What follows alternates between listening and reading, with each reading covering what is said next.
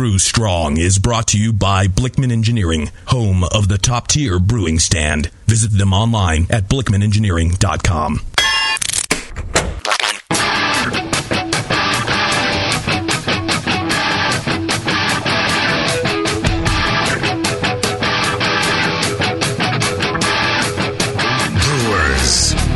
It's time for the beer radio you've been looking for. This is the show that dispels myths, tackles the toughest topics, and makes no apologies for geeking out on beer. Hosted by two guys that drink before they think. Jamil Zainashev and John Palmer. This is Brew Strong.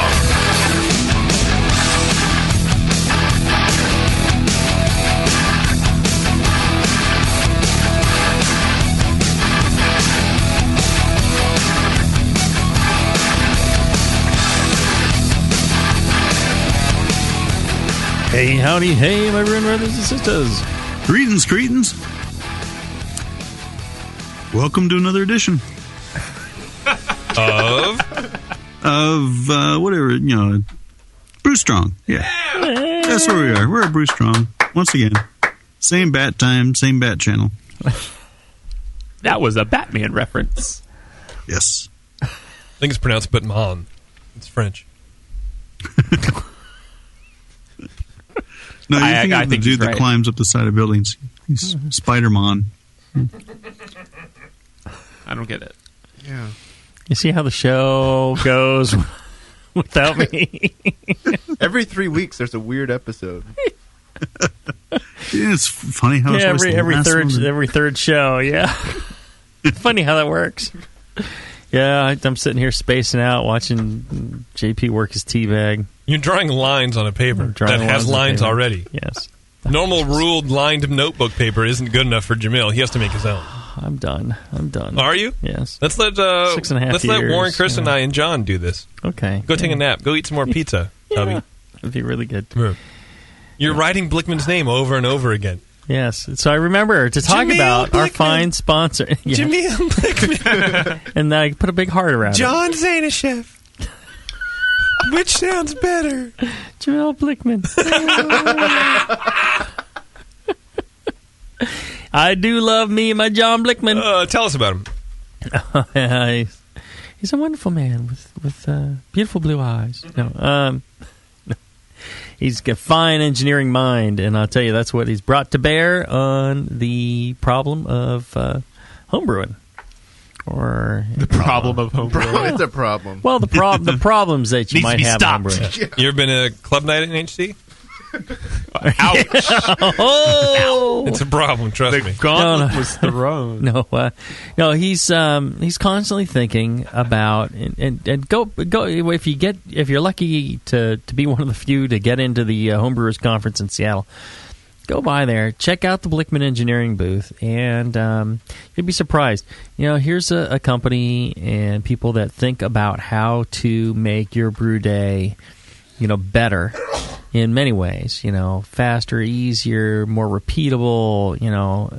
They're all about quality and ensuring that your brew day is the best it possibly can be, and that you're getting value for your money. So, great company and great customer service. I see emails from people all the time raving about how great Blickman Engineering is and what great things they did for them. Yep. So check it out. And one of the things they do for you, they pay for the show so you don't have to. So, at the very least, let them know that you appreciate that, because they don't expect anything in return, and just getting a thank you is sometimes quite pleasing. So check them out, blickmanengineering.com, Blickman with 2 N's. Innovate your homebrew with blickman.com.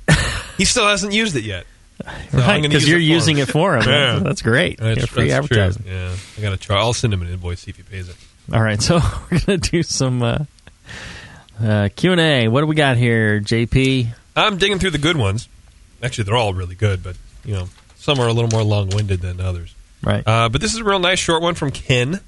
He asks, do mash temperatures influence the acidness of a porter or stout in the same way that high brewing temperatures influence tea and coffee? How are tannins and other flavor-tainting molecules affected by mash temperature? If there is a significant effect, does the step mashing have benefits beyond increasing brew yields? Thanks, Ken. Interesting. So how are you pulling those tannins out is, I guess, what he's asking, if it's related to temperature or not. The books talk about temperatures above 170 being more prone to pulling those tannins out and the silicates and so on. Same way, if you exceed a mash pH of 6, then you'll start pulling out more of the tannins and so on, silicates. With dark malts, you tend not to get up over 6. Right. With a lot of dark malts, those mash pHs tend to be lower. But still something you can check, and also, temperature-wise. Isn't the danger zone for coffee brewing, like, really, really high, like basically 212? Because I think for French like presses, boiling. you boil the water, and then you just, wait 30 seconds, and then it's ready to go in, right? It's lower. You want it 195 is the Starbucks method. Oh, okay. Because you get around 200, and, it's the hot water will pull more out. I don't know if it's necessarily tannins in coffee, but I think it changes the oil somehow. Right, yeah. Mm-hmm. But in tea, but it's still pretty high. Yeah, and especially in teas, like a lot of people make real tannin-y tea, and they think that's what tea is because they put boiling water over a tea bag. And so, what temperature are you dangling your bag in? This I don't know. I just put it in the microwave for a minute and 40 seconds, just the water, and then put the tea bag in. Mm-hmm. Look, I normally like loose leaf teas, but this is all Kate has, so I'm stealing her English tea. But like green teas, 150, dude, 160. If you go any higher than that, you're getting tannins, and it's nasty. Mm-hmm. Mm-hmm. But you have nice oolong, 160. And have a nice pu'ur, and then you're talking like 170, maybe 180. Mm-hmm. But it just depends. Mm-hmm. Yeah. Here we are, tea time. I wish I could hug you across this board right now. JP using Kate's tea bag. Tea strong on the Brew Network. I'll put it back. Well, I appreciate the tea info. I've always wondered about that. John, you and I will talk off air about it. Okay. I got a good source. Along the same lines of the acrid nonsense, Spider Wrangler in chat says Breeze Malting makes a midnight wheat malt. Midnight wheat. That they market as a bitterless black malt and a replacement for other debittered malts, saying it's the smoothest source of black color. Has anyone used this? Would it be cleaner, quote unquote, just due to the wheat not having any husks? Or what makes it so smooth that they're saying it's the absolute smoothest way of adding color? I got to say it like that. Written for the midnight special. I don't know. It's because it's wheat. I mean, there's no husk. Right. So it's like you could dehusk other grains, and that's how they do the carafa special. Yeah. But you don't know. I haven't tried it. Yeah, those different. I haven't tried the midnight wheat, but I have tried chocolate rye, and it does give you a different character. I mean, the different kinds of grain roasted to that color do give you distinctly different kinds of character. And I think far more important is how the grain was, how that color was developed, because we're experimenting around with different kinds of chocolate malts and things like that, and like the Thomas Fawcett chocolate malt, it's a little bit lower color, but boy, you get a much more chocolatey character out of it. You don't get quite as harsh and acrid character out of it, but you switch to something that's just a little bit darker, and it's a whole lot more acrid. And I think it's how quick a temperature, how high a temperature they reach. I don't know malting that well, and but what I imagine in my idiocy is that they are, if they do a really high temperature for a short period of time, that gives you one kind of character, versus a lower temperature for a longer period of time gives you a different character. And I think that that is part of whether something is smoother or less so. And again, I don't really know. I'm just guessing that that's where that difference comes, and that's where the skill of the maltster plays a big, moisture content, all that stuff's going to play a big role. All right. Here's another water question. We've had a lot of water ones saved up, it sounds like. This is from, I don't know, Olivier? I'll just say that. Hi, John and Jamil. I have a quick question regarding adjusting water after treating with Kanban tablets to remove chloramine and chlorines. Do you know if these tablets remove all of the chlorine from the water? If so, should I then just readjust my water to account for this? My current water here in San Francisco has about 10 ppm of chloride. Also, since Camden contains sulfur dioxide, does that also throw off my original water's sulfate content, originally 18? I've noticed improvement in my beer after using the tablets, and since I'm an urban brewer, it is the simplest and most economical way for me to get rid of the chloramines and potential subsequent phenolic off flavors. But am I just complicating things instead? Thanks for all the great work you guys are doing. Cheers. Cheers. Well, let's move on. No, great question, and the answer to it is that he is confusing different ions. Chlorine and chloride are different. The Camden tablets do remove chlorine and chloramine.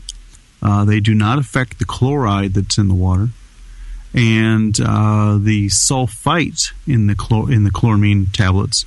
Sorry, chloride in the Camden tablets. It did it again. Sulfite in the Camden tablets.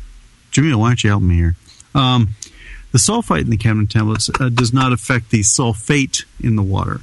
Although when you do crush up a Camden tablet and put it in your brew water, and to convert the chlorine and drop it out, you do generate a couple ppm of chloride, and you generate a couple ppm of sulfate in that chemical reaction. But it's like a 4 ppm, 5 ppm difference, which is insignificant to the overall flavor character of the water.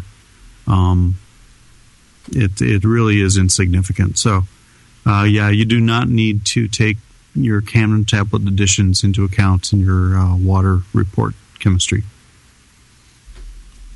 Make sense, everyone? Makes sense to me. Okay. Was that the question? All right. I'm good with that. Just sit this one out, buddy. It's all right. We'll get it. We'll handle it. We got to handle it. All right. That's right. I was supposed to ask Chris. I forgot.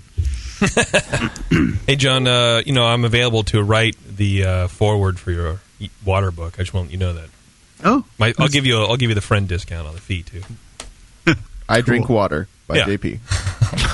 This is from Mickey Fig. He says, I was going through the podcast archives and ran across your yeast starter episodes. I always make a starter and use a stir plate. I also always cap the flask with aluminum foil. However, while listening to the podcast, something occurred to me. What if I use a typical 3-piece airlock but added no water to it? Would that allow enough oxygen exchange and still keep out the airborne contaminants? Cheers. Yeah, it's probably fine. I think you might do better with the aluminum, but that's fine. I don't know. That almost seems better than aluminum foil, just because it has the secondary cap on top of it to maybe even do a little bit better job of keeping fruit flies out or something. Yeah, the problem is, I don't like first off, you need to sanitize a bunch of different pieces, and then also the stopper where it goes in. You get that lip there, and when you lift the stopper out, crap falls in. That's why I like the foil. Does the inner part of the 3-piece set down on the tube inside there? Or Yeah, that would seal that, wouldn't it? Yeah. Would it be able to suck oxygen past that? No, there's little holes on the bottom well, right, side but of if it seals at the top. At the top, yeah. I mean, you probably wouldn't get as much exchange, I think. But, it'd probably be okay. I'd just use the foil. It's cheap, it's effective, it works. That's what I do. All right, let's take a short break. And when we come back, we'll get to more of your questions after this. When you hear Blickman Engineering, think innovation, passion, quality, and customer service. Blickman gear is designed by brewers to give you a sense of pride in your equipment. At Blickman, they know what makes brewing a pain and build gear that makes it fun. Like the intuitive beer gun, a completely different approach to filling bottles. The Therminator Wort Chiller, a new take on a plate chiller that's sized for flow, performance, and the high groundwater temps homebrewers face every day. The Brewmometer, a brilliant weldless thermometer design with brewing parameters right on the dial. The Autosparge, ultimate simplicity for preventing an overflow or running your mash tun dry.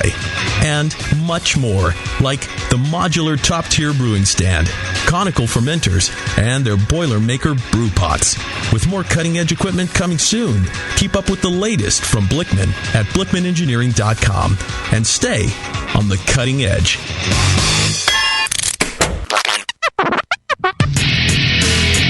Hi, this is Push from the Brewing Network, and I want to tell you about the Brewmaster's Warehouse and how you can get 10% off your next order.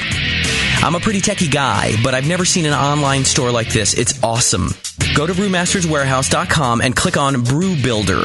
You can whip up a custom recipe so easily even Sven could do it. Seriously, it's slick. You can share your recipe with your own logo and notes to the Brewmaster's database if you want, and the best part, it keeps a running tally of the beer you're building while you're doing it. Then, bam, click Buy Recipe, and your cart is filled and ready to go with helpful suggestions in case you forgot something. This thing is amazing.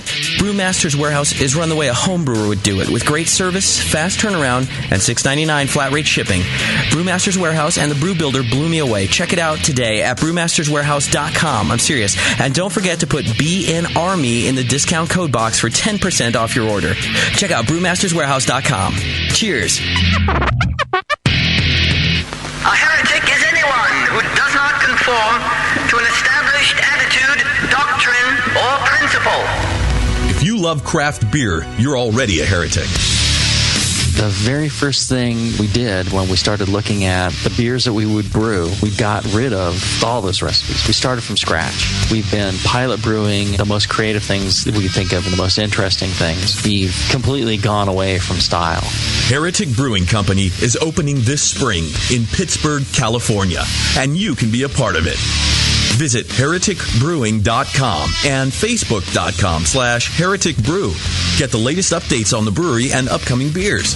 Show everyone how you celebrate great beer as a heretic. It's a fairly powerful word. Being a heretic, that means you're not settling for ordinary beer. You are going with flavorful, creative, bold, interesting beers. A heretic is looking for the best beers out there. Be a heretic. Don't drink ordinary beer. Have you ever dreamed about attending the World Brewing Academy? This year, thanks to Lalamond and Danstar, one lucky brewer will make that dream a reality for free. Lalamond and Danstar invite you to enter the Beer School 2012 contest. One lucky grand prize winner will receive fully paid tuition in the 2012 World Brewing Academy web-based concise course in brewing technology worth more than $3,000. From now until April 12, 2012, every Danstar yeast package you use is your ticket to enter. Visit danstaryeast.com for the details and to print your official entry form. There's no limit on the number of times you can enter, so get brewing with Danstar and get your entries in to the Danstar 2012 Beer School Contest. Whether you want to build your home brewing skills or build a career as a professional brewer, this course will change the way you think of beer and brewing. Enter at danstaryeast.com and get the dry yeast advantage with Danstar and Lalamond Premium Brewing Yeast and enter to win. Since the first time the Brewing Network microphones turned on, More Beer was behind it. More Beer sponsors the programming on the BN because, like you, they love brewing. And like the Brewing Network, they love sharing their knowledge. Morebeer.com isn't just a website to place your next equipment or ingredient order. Morebeer.com also gives you access to free beer information that will make you a better brewer. Go to morebeer.com and click into the Learning Center. You'll find podcasts, technical facts, video tutorials, and more, including access to The Buzz, More Beer's social network of more than 5,000 members. And some of them might even be crazier about beer than you are. Get over to morebeer.com today and take advantage of The Buzz, the forum, the Learning Center, and make sure you're signed up to receive the newest More Beer catalog. More Beer, bringing you absolutely everything for beer making.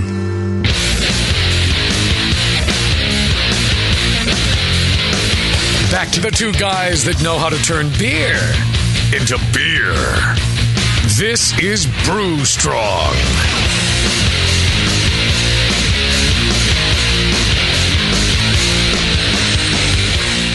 All right, we're back. A little more Q&A. That's your... I know, I'm fading out. Sign to ask your question. I'm fading the thing out. This is about mouthfeel. Can I just say that? Mouthfeel. It's from Kins. Hey guys, I've only been brewing for a few months and have done about 7 different extract kits. 3 of which were dark beers. 2 porters from Northern Brewers Bourbon Barreled Porter and Northern Brewers St. Paul Porter, and a black Prinz Stout from another homebrew shop. I've not been impressed with them. All 3 had very light mouthfeel. How do I get that nice thick flavor from an extract recipe? I've thought about getting 2 kits and just making one batch with both. Is this thick mouthfeel something that I can only get from all grain brewing? Are there any tips you can give me to get the flavor and mouthfeel of a great porter or stout? For example, a Founder's Porter. Thanks, Well, and brew strong. I think that the kits, especially the Northern Brewer kits, I think that those would not be suspect. I think that Definitely not the kits. Yeah. The possible areas to look at, one, are is if you're doing a concentrated boil, that can actually reduce the body and mouthfeel later on after adding back water. You know, that especially a highly concentrated boil. And then also, you got to be very careful because, you know, those kits, I think, are designed to make 5 gallons of wort. And if you aren't measuring your water very carefully, you end up with 5.5 gallons, you know, because you're adding 5 gallons of water on top of the extra, you know, you're 10% thinner right there. So, you know, that could be one issue as well. What about you, John? Yeah, think of that. He could, I mean, if he just doesn't like the way the kit turns out, he could also add some maltodextrin powder to the kit. Yeah, and that would increase the mouthfeel a bit.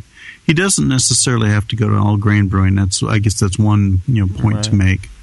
You can make beers with good mouthfeel from extract. Those kits are good, but so maybe also fermentation might be an issue as well.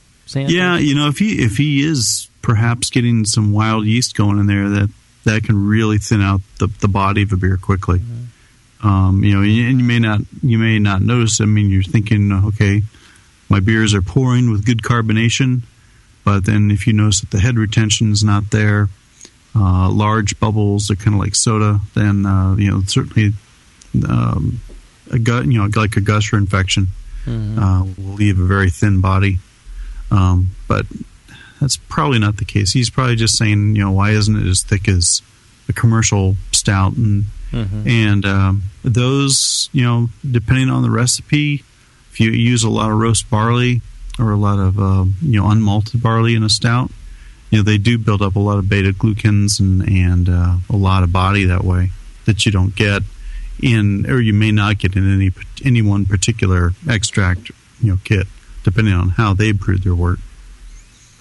Right.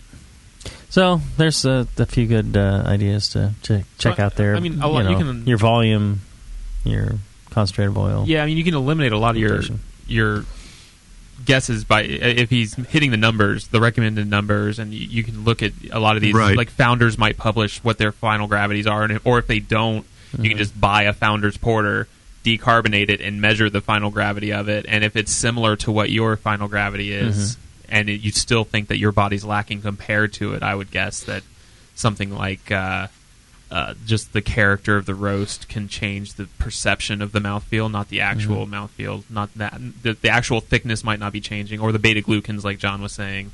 Add some beta glucans with something like oatmeal, do a mini mash with some oatmeal or something like that. Yeah, I don't know. I would, before I went and started making a lot of changes to the kit process and what especially Northern Brewers putting out, because they put a lot of effort into making sure that the kits, at least the ones that they worked with me on, they want to make sure it's right in there exactly how it's intended. And so they put a lot of effort into that. So I'd be kind of surprised if the kit didn't make something, very similar to the beer. So I'd look into more process and things like that. But yeah, if you want even more, but my opinion would be, go for the root of the problem first and figure out why. And then if those other issues don't exist, and it's just that it's not, as thick as you imagine it should be, then you can do all these other things. And then you can start changing it, which is the beauty of homebrewing, but you should figure out why first. See, Warren, this is your chance to say, that's right. That was the perfect answer. Yeah, thank you. Thank you, see? All right. You're moving up in the company, man. Promotion. Don't oversell it, though. Come on. That was all right. Don't get too excited. All right. All right, here's a good one about, I don't know what it's about, but it's from Neil in Arlington. It says, Jay-Z and John, I've heard several times on the BN that keeping a mash efficiency around 65 or 70% results in a richer, rounder wort than trying to achieve maximum mash efficiency. This makes perfect sense. Thank you. It also makes sense in principle that you would achieve this by increasing the amount of grain while keeping the batch size consistent. However, I can't figure out how you actually do this in execution without throwing off other target variables within your process. For example, my mash tun, a cylindrical igloo cooler with a false bottom, typically generates an 80 to 82% efficiency, and to get a 6-gallon batch, my pre-boil volume needs to be 7.75 gallons. If I increase the grain bill, I end up overshooting my desired pre-boil gravity because my system's mash efficiency is what it is. I'm guessing that you could take less runnings and dilute them with water. However, how do you know when to stop the runnings and how much water to add in order to hit your pre-boil gravity at your pre-boil volume?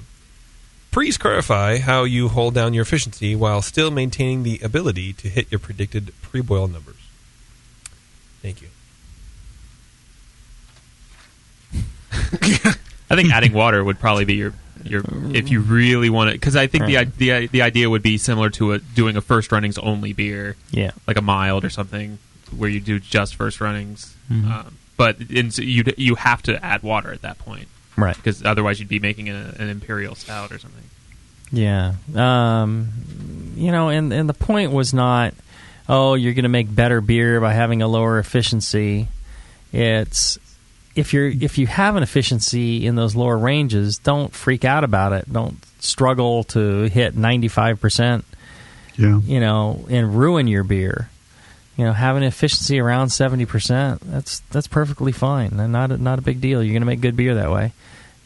Struggling to get higher efficiency can make worse beer. Was the point of what we've been saying over the years. Yeah, over lautering and so on. Yeah, you're struggling for the wrong reasons at that point. Focus your money and your efforts into better fermentation, things like that, and then you're going to make better beer, not by increasing efficiency.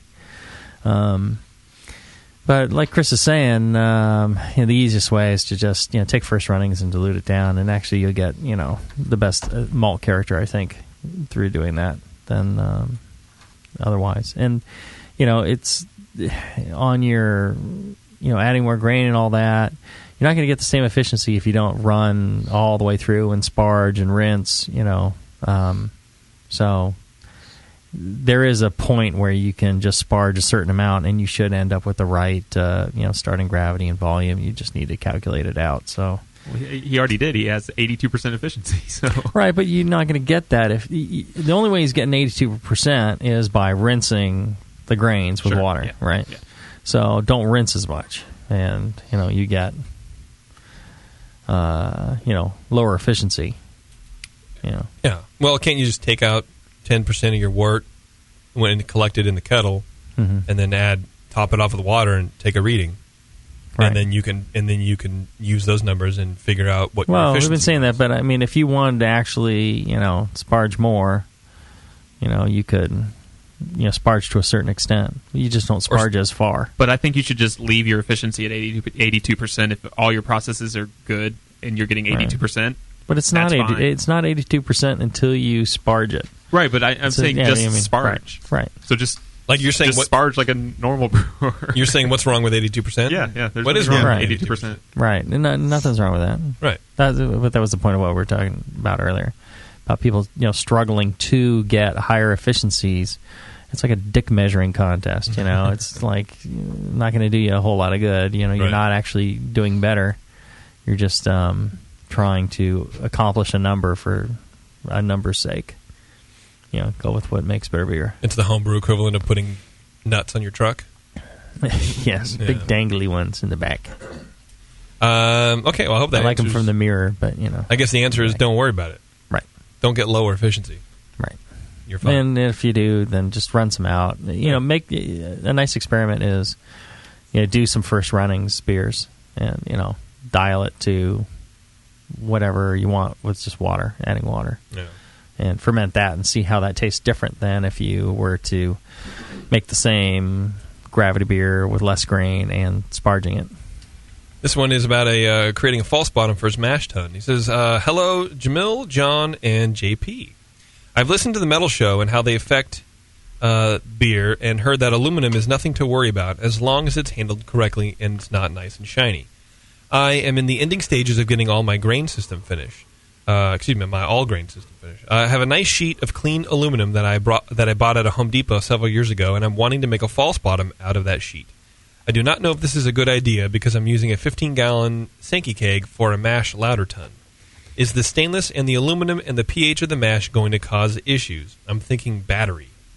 Any info you have on the subject would be great. Thanks, Bruce Strong, and JP can suck it, apparently. Yeah, this is that's an interesting question. The aluminum and stainless will create a battery in the mash. Is it going to be a problem? Well, the shinier the aluminum is, the more reaction will take place. The more aluminum will go into the wort, and the lower the pH. Yeah, but I really don't think you're going to have a significant metallic flavor coming off that. But I suppose there is a possibility of it. The amount of aluminum compared to the steel is more comparable, so there's not going to be a large corrosion effect except at the very edges where the aluminum contacts the stainless, around the rim. I guess one consideration I would have him think about is, the strength of that false bottom, being made of aluminum versus one being made of stainless steel. There may be a risk of having that false bottom, collapse or bend. He may need to add some support legs to it. Try it. And if he doesn't like the way it seems to perform, then buy one of the stainless steel ones because those are readily available. All right. Let's take a short break, and when we come back, we'll have more for your questions after this. What does craft beer mean to you? Is it a delicious way to support your town's local brewer? Or perhaps it's the perfect beverage to pair with those delicious devils on horseback? Regardless of whether you're thinking of pints or pairings, pilsners or porters, craftbeer.com is the site where craft beer lovers come together to learn and share.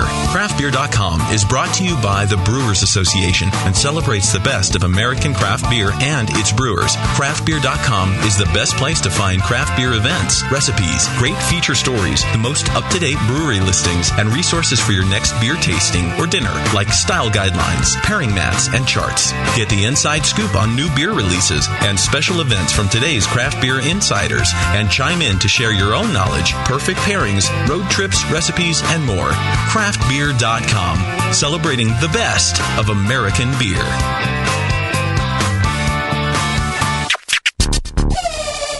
Nico, listen, our lawyers said that we had to do this for 1 hour, and after this, we don't have to talk to each other for 3 more months to the next meeting. Kids, come on, let's get out of here. I'm supposed to have more lines. I'm the professional.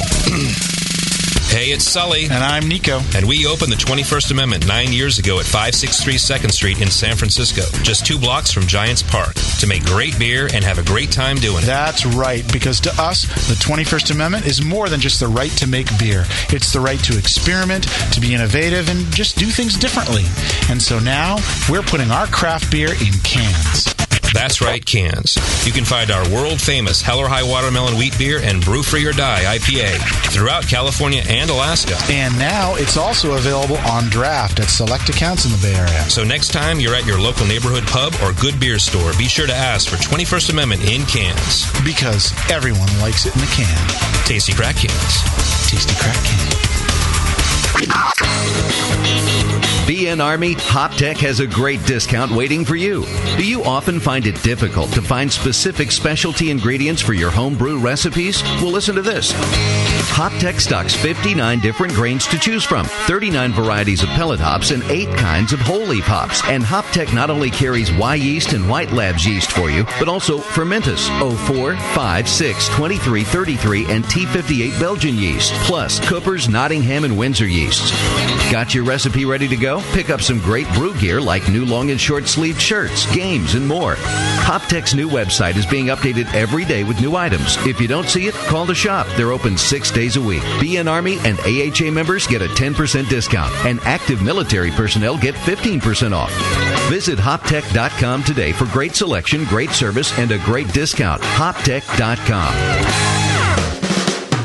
Hi, this is John from Grain and Grape. We've been supplying brewers in Australia for 21 years, and for all that time we've been working to offer the best service around, including free fortnightly all-grain brewing demos, 90 varieties of malted grain from Belgium, Germany, the US, Britain and Australia, equipment from brewmasters, kegerators and crown urns to the humble brew-in-a-bag bag, heaps of hops, wire yeast liquid and Fermentus and Danstar dried yeast cultures, fresh work kits made at Mountain Goat Brewery and on the 200-litre Brewmaster right here in the warehouse. We also sponsor and support brewing clubs and comps, the Australian National Home Brewing Conference, Aussie Homebrewer Forum and heaps more. Mostly though, 100 years of brewing experience means that we can give you the best advice on your next recipe, your new system, or that brewing problem that needs a solution. Mention the Brewing Network next time you order online or by phone for freight free on your next order. Check out grainandgrape.com.au for conditions. Williams Brewing is your online resource for prompt delivery of quality home brewing supplies. Since 1979, Williams Brewing has offered the finest equipment and freshest ingredients and the best customer service in the business. Cut hours off your brewing sessions by using one of our 11 varieties of famous Williams malt extract. Our Williams Belgian Pale Extract is mashed with pure Belgian two-row malt and a small percentage of Belgian wheat malt for an authentic Belgian character you just can't get from other extracts. Or check out our unique fermenters, 2.5-gallon kegs, paintball tank-based draft beer equipment, bottling aids, and much more. We even have our own line of precision hydrometers. Go to williamsbrewing.com to browse our vast selection. That's williamsbrewing.com. Orders placed by 3:30 p.m. Pacific Time ship the same day. Brewing is easy. The Williams way.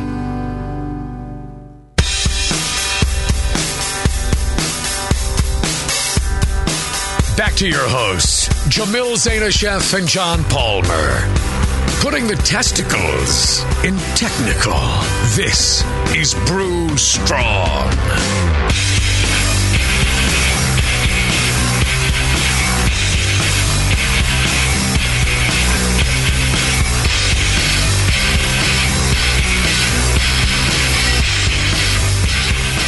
All right, we're back. We're technical. We're testicle. Speaking of testicles, fellas. King of the segue, everybody. Are you looking to spice things up in the bedroom and fantasizing about surprising your lover with an adventurous new toy or adult movie? Surprise! Here's an offer you won't be able to resist. Woohoo! Yeah, please don't really surprise her, okay? Oh, please do. Tell her first. No. It depends on the size of the toy. Spring from the closet, carrying two of them like... if you put the whipped cream in the freezer first. Like some erotic ninja. I'm going to be your erotic ninja, baby. That's redundant. All ninjas are erotic. Oh, in order to take part in this joyous fun, go to adamandeve.com. And for a limited time only, you'll get 50% off just about any item. But that's not all. When you select your one item at 50% off, you'll also receive 3 free adult DVDs. And you actually, Chris had this question. Do I get to choose the DVDs? You do. Not from every single DVD they have, but quite a large selection. So if you're into ninja porn, I bet you they got a DVD there for you. So you get 3 free adult DVDs of your choosing. I would love ninja porn.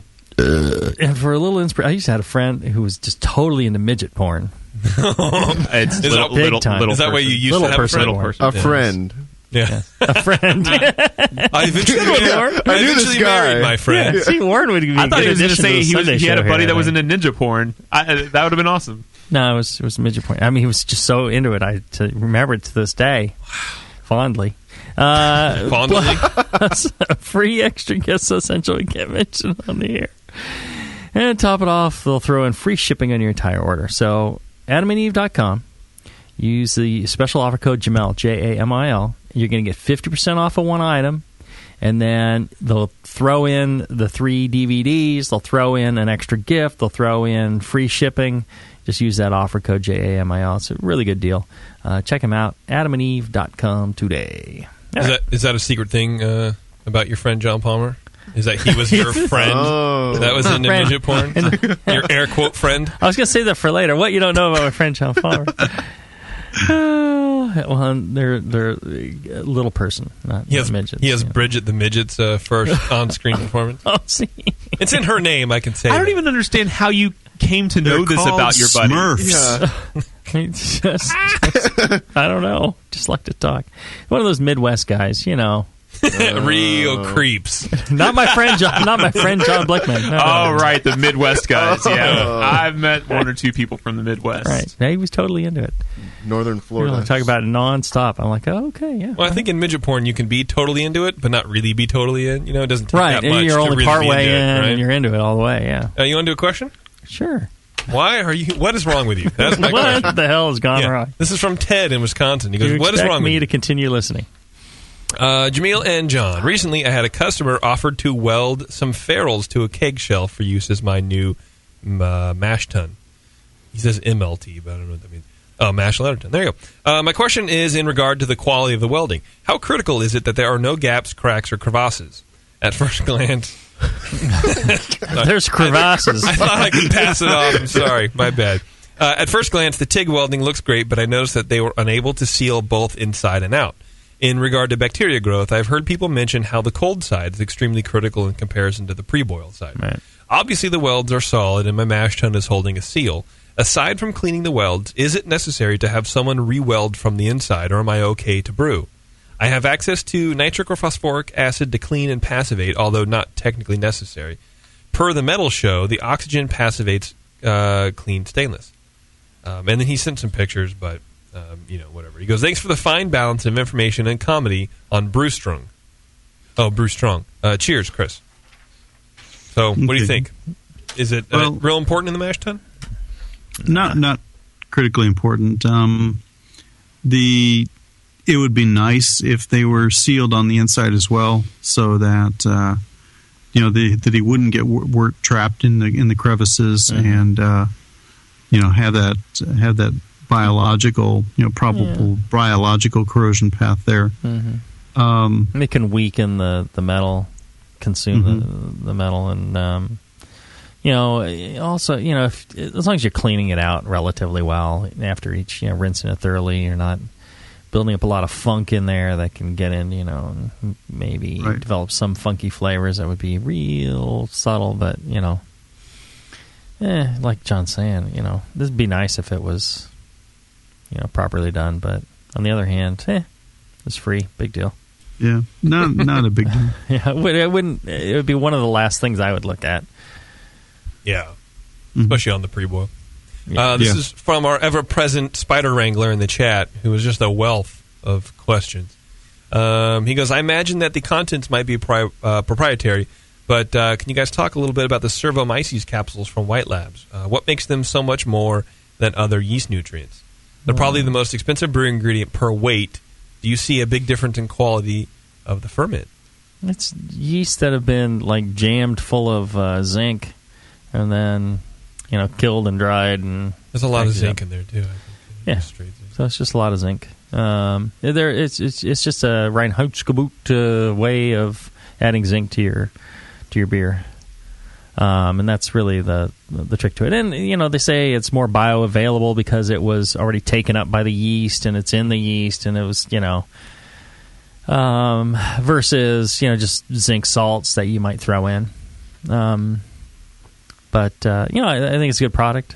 I've used it a lot. Not using it currently commercially, but nothing wrong with it. There's other ways to get zinc in there that I think probably just as effective. But if you're a purist, I think the whole going servo is a good idea. Excellent. This is from George. He says, hey guys, I have a water question. Again with the water question. I guess people just want to hear from Palmer more than Jamil. Hey guys, I have a water question. I've been adjusting the pH of my brewing water with phosphoric acid before mashing and sparging to a pH of 5.75 at 65 degrees. Then I normally add salts to the mash and also the kettle to get the calcium levels to about 60 ppm. My water is really soft, about 10 ppm of Ca and about 3 of magnesium. Anyway, I've read on some forums that the phosphoric acid and the phosphate from the malt will precipitate the calcium ions by forming calcium phosphate. I was just wondering what percentage of calcium will be lost. I'm worried about not having enough calcium for the yeast. Fucking, I thought I had problems, dude. Yeah. Thanks for your help. I really appreciate all you guys do for home brewing. George. Wow. It's a hell of a problem. Okay. Get him, Palmer. What do you think? Okay. If you add phosphoric to the water, you're going to end up with about 1 milliequivalent per liter of calcium left over, which works out to somewhere around 20 ppm typically. But that's in fact I almost shouldn't even say that, because it depends on the concentrations of the amount of acid you used, and all these other factors. But you're going to end up with some amount of residual calcium. It won't all go away, but but if he's saying he's got really soft water, then why is he adding phosphoric in the first place? Unless maybe it's low hardness, high alkalinity, in which case that would be a reason to acidify it. But and in the other case, the other thing he said is he's acidifying his brewing water before he adds it to the mash, getting it down to 5.75, and then adding his malts, adding his salts. I mean, who knows what pH he's actually getting in the mash if he's acidifying beforehand. He could be completely, overshooting the mash pH and getting down in the 4s, at which point he'll have a lot of, conversion problems. It sounds to me like he's almost doing the whole thing backwards in terms of his, thought processes. He's got to start out with his water report, find out what his calcium levels are, what his alkalinity is, look at the recipe that he's brewing. Does he need less alkaline water? Does he need more alkaline water than for that particular recipe? And then adjust, give from that direction, what am I starting with? What am I trying to brew? What adjustments do I need to make, rather than adjusting first and then, doing it, brewing. Until I know more about his recipe and so on, there's really not much more I can say at this point. Okay, fair enough. Here's a good question, and one that I kind of think about too. This is from Big Rob in Temple City. It says, hello, JP, and JZ. I have a question for you guys, and let me start by saying the one thing I really like about the homebrewing community is that everyone likes to share ideas, concepts, and recipes. But here's something I was wondering. When is sharing recipes too much? For example, let's say I brewed Jamil's Evil Twin kit from Northern Brewer and entered that beer into competition. Would I have to call it my version of Jamil's recipe? Secondly, how much change would someone have to do to an existing recipe to call it their own? And finally, when building recipes, what would I have to do to protect it from being used commercially by another brewer? Would that be where patents or copyrights come into play? Thanks, guys, and keep up the shenanigans. First of all, Rob, don't worry about a commercial brewer stealing your homebrew recipe. Just don't even worry about it. I mean, just don't. It's nothing. Yeah, don't worry about it. Well, and you can't really patent or copyright or trademark a recipe. You can. The only way you can protect it is to call it a trade secret, and that would require not telling anybody about it. So you keep the recipe private, and then the only people that can know about that recipe are the people that are required in order to make your business run. They have to work with that recipe. And you can share it with those people. If you share it with anybody else, then it's no longer a trade secret. And it's not. And the only reason a trade secret is protected is because, it's kept secret. So, and there's no protection other than that. Once it's out there, it's out there. So that, and as far as recipes and saying whose recipe it is. I mean, you brew whatever. All the recipes that I have, they were inspired by something else or some learning that I got from somebody else. Somebody taught me something, and I used that in a recipe. Should I go back and say, well, every recipe I came up with, that's from Ray Daniels Designing Great Beers? Well, Ray Daniels Designing Great Beers is based off of recipes from all the homebrewers who entered the homebrew competition and provided their recipes. Yeah. It's not like he came up with the recipes himself. It's an analysis of recipes. Right. Yeah. And when you're entering a beer in a comp, you're not entering a recipe. You're entering a beer. Exactly. Well, and what I say is, it doesn't matter where the recipe came from. Don't worry about it. I say it's your beer. I mean, people do that with like my oatmeal stout, or probably much more famously, Mike McDole's Janet's Brown. Mm-hmm. Well, it's not McDole's Janet's Brown. It's your beer. It's not JP's oatmeal stout. It's your oatmeal stout. Yeah. You brewed it. It might be my recipe, right? But you brewed it. The only thing I'd say is, like, if you're talking to somebody about it, you're at the conference, somebody goes, "Oh, wow, this beer's great. I love this.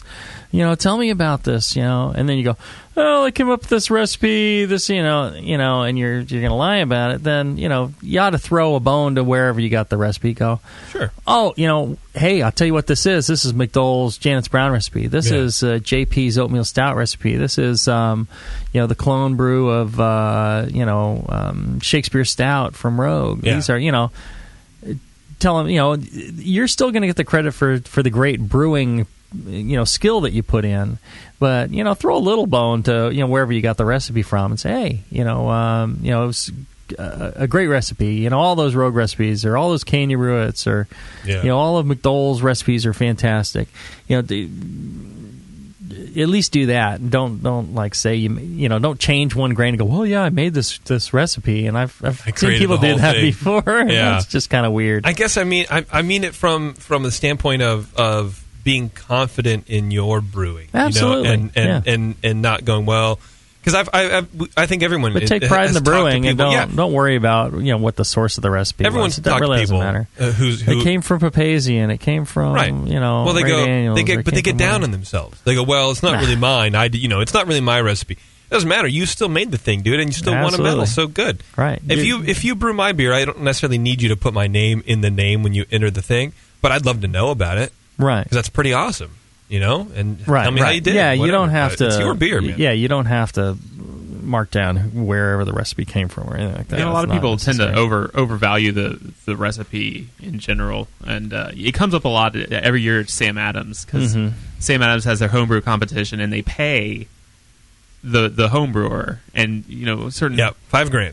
Yeah, and certain homebrewers get all, well, maybe I should get more, or should I really they're going to make millions off of this. Should I really sign over my recipe idiots. for just $5,000? And I mean, it's just, and chances your are recipe's not. Yeah, it's not. Chances are it's not going to be that great, and if it is, the commercial brewer will have already known how to make that style, or maybe they got inspired by your beer. That's great, but you would never. If a fellow homebrewer won on a recipe you created, and they were inspired by yours and changed, a third of it, you wouldn't say, well, half of that medal is mine. It's all inspiration. It's all just a collective in the cloud, so don't worry about it too much. Right. All right, let's take a short break. When we come back, we'll wrap up with maybe one more question after this. When Blickman Engineering set out to design a great brewing stand, they knew it had to be strong, adaptable, and last for a lifetime. The top-tier brewing stand is now proudly available at BlickmanEngineering.com. It grows with your brewing skills and equipment. Start with 5-gallon coolers on its heavy-gauge stainless steel shelves. Then move all the way up to 30-gallon pots on the high-output burner tiers. Speaking of burners, the custom Blickman Engineering top-tier burners are extremely powerful, efficient, and amazingly quiet. They have safety stops to center your pot, and they'll last a lifetime and won't rust. The top-tier brewing stand allows virtually infinite combinations, from traditional gravity systems to 2 tiers to completely horizontal. Configure your stand the way you want and have the freedom to change it at any time in the future.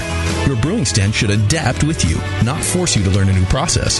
Visit BlickmanEngineering.com today to configure your top-tier brewing stand and to find a local Blickman retailer. You'll be surprised with all the flexible features and the competitive price. Start brewing with Blickman from the top tier. In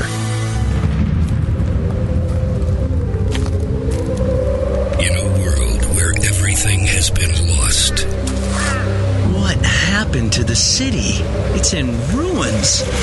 Only one man has the ancient knowledge to restore civilization. I need a drink.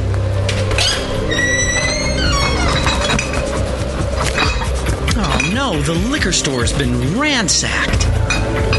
You looking for beer, stranger? Boy, all the liquor got drunk up in the first 25 minutes of the apocalypse. Wait, there's still some bottles over... Oh, no. Those are non-alcoholic beer. I reckon you better stick to arrowroot tea and a desperate nomadic existence like the rest of us. People, I'm a home brewer. I know how to make alcohol. It can't be done. Come with me if you want the beer. Okay, I'm gonna need some big plastic buckets. He is the chosen one. The prophecies say that he's gonna get us wasted. Someone start heating water. And from the creators of Northern Brewer, the people who brought you $7.99 Brew Saver shipping, massive selection, and superior customer service comes the home brewer.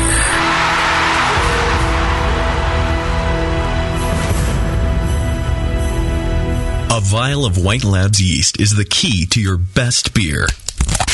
When you open a vial of White Labs yeast, you're giving your beer its best chance for a perfect fermentation. In addition to their already incredible variety of yeasts, White Labs is proud to announce WLP 90, San Diego's super yeast, now available year-round. WLP 90 is super clean, super fast fermenting, with low esters and has a neutral flavor and aroma profile. It's alcohol tolerant and highly flocculent. For more of the latest White Labs news, click over to whitelabs.com, where you can read reviews of yeast, learn in the lab section, and join the customer club. And if you should find yourself in San Diego, White Labs has a brand new training facility for craft brewers and home brewers alike. whitelabs.com. Discover yeast, nutrients, enzymes, and more for commercial breweries, home brewers, and homebrew stores. White Labs. It's all in the vial. Hi, I'm Jamel Zainasheff, and in addition to my work on the Brewing Network, I write the Style Profile column in every issue of Brew Your Own magazine. Hi, I'm Sean Paxton, and when I'm not prepping for the Home Brewed Chef on the Brewing Network, you can find me writing articles on how to cook with your home brew for Brew Your Own magazine. Greetings, cretins. This is John Palmer, and when I'm not writing for Brew Your Own, I'm reading it. John Palmer, Sean Paxton, Jamil Zainasheff. If you love listening to them on the Brewing Network, you'll love reading their articles, tips, and recipes in the pages of Brew Your Own magazine. Join Jamil, John, and Sean 8 times a year in Brew Your Own. And when you subscribe to BYO on the Brewing Network website, half of your subscription price goes right back to the BN to support great beer and food programming. So sign up for Brew Your Own magazine through the BN website today so you can listen and read your way to better homebrew. Back to the beer guys that make other beer guys look like wine guys. Brew strong.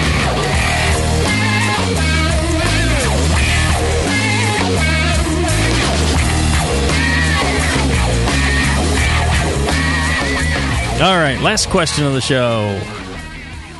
Make it a good one. Make it a short one. I can't make it a good short one. Fade and read at the same time. Let's make it a midget one. This is from Jim. We have just the blandest names. This is from Jim and why don't you make up a name there? This is from Roxalacious. I don't know. Whatever. Hello, I've had some very exciting fermentations when I brew wheat beer. I've been using the brew in a bag technique. I get an OG of around 1061. Wow, for a wheat beer? I think it's kind of high. I put in 2 vials of yeast as instructed in Brewing Classic Styles. The first batch I let sit in my basement. After 24 hours, I'm getting about 1 bubble every second. Within the next 24 hours, it goes crazy and pops the airlock out of the bucket and sprays foam around the workshop. After cleaning up the mess, the beer tastes pretty good. The last batch was very similar. I did put the bucket into a wine cooler set at 62 degrees. After 24 hours, I was getting a small bubble every second. In the next 24, it foamed all over. It made a nice mess in the workshop again. Oxygenated both worts for 2 minutes after pitching. What am I doing wrong to cause these very lively and messy fermentations? Nothing. Yeah, it's a good fermentation. Yeah, maybe a blow-off tube, a bigger fermenter Would be a good idea. But, I mean, that's just typical of that yeast strain, right? Right. That's a heft strain. And, you know, wheat beer worts, and, you know, you could use some no foam. Firm cap S, I believe is what. Yeah, actually, that's supposed to be filtered out. At Heretic, we just started using Patco 376 from Burco. Patco, it's a canola oil based, no foam. And there's several varieties of that of a similar product out there, and I might try something like that. I think some of the homebrew shops have started carrying them in smaller quantities now, and you can add that directly to the fermenter, and it just gets bound up with the yeast and proteins. But I wouldn't hesitate to use the Firm Cap S at home either. Yeah, the reason why you're not supposed to use too much of those silicone-based things is it's just like anti-gas medicine. It's got to go like through your liver, I guess, and you know, just like it clogs filters in the brew house, it can clog the liver, I guess, in certain quantities. So they want to keep the quantities low. Yeah. So you've used, I think it's 1 drop in 5 gallons can be pretty effective, and that is actually 10. I want to say it's right at the threshold for FDA. Yeah, they say, and then you're going to lose some of that too. Yeah, they say you can use. You're supposed to use like 1 drop per gallon, and that's something like 25 ppm. You know, we just need to be responsible in what we're telling people. But you know, if you have the oil one available to use that one instead. Yeah, I wouldn't hesitate to do it personally, but yeah, you might check out the oil one. And that should help. That and a larger fermenter, blow off tube. But sounds like otherwise he's doing great. All right. Is that it? You want to call it a day? You want to dig one more out? No. Rub one more out and dig one more out. Is that why you've been quiet this whole show? You've been building up? Yeah. All right. Another fine show there, Mr. Palmer. It was indeed. Looking forward to the next group. Indeed, gentlemen. Well, I had a blast myself. Oh, you rub one out too? I don't know. A blast. You get that out, yeah. Saying I'm glad this isn't my normal office chair. All right. Well, and if you enjoyed this show, which I'm sure you did, Yeah, no. you know, go check out our fine sponsors, especially check out BlickmanEngineering.com, Blickman with 2 N's. Longtime sponsor and great folks there with very innovative equipment, innovating your brew day. Yeah! BlickmanEngineering.com. And check out the Brewing Network site, thebrewingnetwork.com. There's the store there. You can actually support some of the sponsors of the Brewing Network. There's BYO magazine. I write for that all the time. John writes every once in a while. And you know, if you subscribe to BYO through the Brewing Network link, the Brewing Network gets half of that back of that subscription fee. So that's a really great way to support both the Brewing Network and Brew Your Own is a great magazine. Lots of great information in that. So check that out. Zymergy as well. They kick back some. And you're supporting good homebrew representation in government and just a great organization. So check it all out, thebrewingnetwork.com. Until then, brew strong. Brew strong, everybody.